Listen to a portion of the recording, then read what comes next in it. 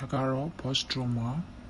boat free စီလို့ရတဲ့နေရာလေးဖြစ်ပါတယ်သူကအန်ကောကနေပြီးတော့မြို့တွေကိုဘုတ်ကို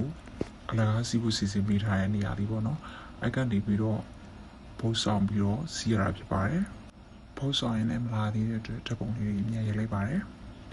အမှဘုတ်လာပြီပေါ့နော်လာပြီဆိုတော့အမှစီးပါတယ်ပေါ့ဝါမှာရွေးပြီးတော့ထိုင်ပါတယ်နောက်ကပြန်ပြီးတော့ဗီဒီယိုရိုက်လို့ရအောင်ပါသူဘုတ်စီးနေပါပြီပေါ့နော်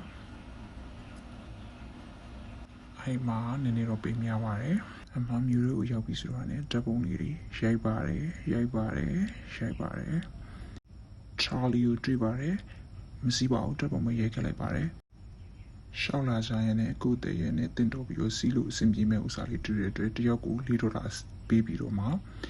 ဒါလေးကိုစီးလိုက်ကြပါတယ်ဒီဥစားလေးစီးရတဲ့မှာတော့ကိုရီးတက်ကတော့အငင်းဆုံးပါပဲကလေးနဲ့လူပြီးတော့စီးလိုက်ပါတယ်ဓာတ်ပုံကလည်းပဲမတရားနေနဲ့ရိုက်ပါတယ်တရားလေးဆက်သွားရင် China Town ကိုနိုင်ခွဲလန်းလန်းရှောက်မှာဖြစ်တဲ့အတွက်မလျှောက်တော့ဘဲနဲ့ပြန်လာခဲ့လိုက်ပါတယ်ပြန်มาတော့ပို့ရဲ့အထဲထဲမှာပဲစီးလိုက်ပါတယ်ရောက်ပြီဆိုတော့အန်ကောဘက်ကိုရောက်တဲ့အချိန်မှာမှောင်သွားပါပြီမှောင်သွားပေမဲ့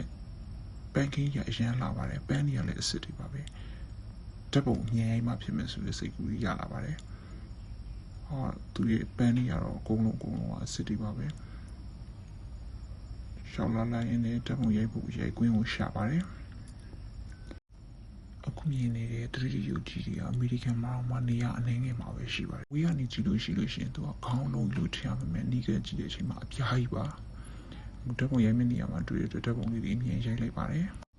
ဓာတ်ပုံလေးတွေရိုက်ပြီးတဲ့အခါမှာအန်ကောထဲတွေကိုဝင်ပါတယ်အမှတက်လီကအကွေးဖြစ်ပါတယ်အန်ကောတတိယတက်လီကအကွေးရအောင်ဒီဇိုင်းပေါ်ထားတာဖြစ်ပါတယ်အဲ့ဒီကပန်းနေဆိုလို့ရှိရင်လည်းအကုန်လုံးအစ်စ်တွေပါပဲအနံလေးတွေလည်းမှုလို့ပါ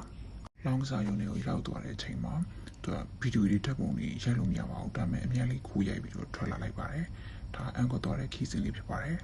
ဘလော့ရိုက်ဖို့စီစဉ်မရှိပဲရိုက်လိုက်တဲ့အတွက်အပြည့်စုံလေးတော့ပါမတော့ပါဘူးအားလုံးကြည့်ပြီးတဲ့အတွက်ကျေးဇူးပါဘိုင်ဘိုင်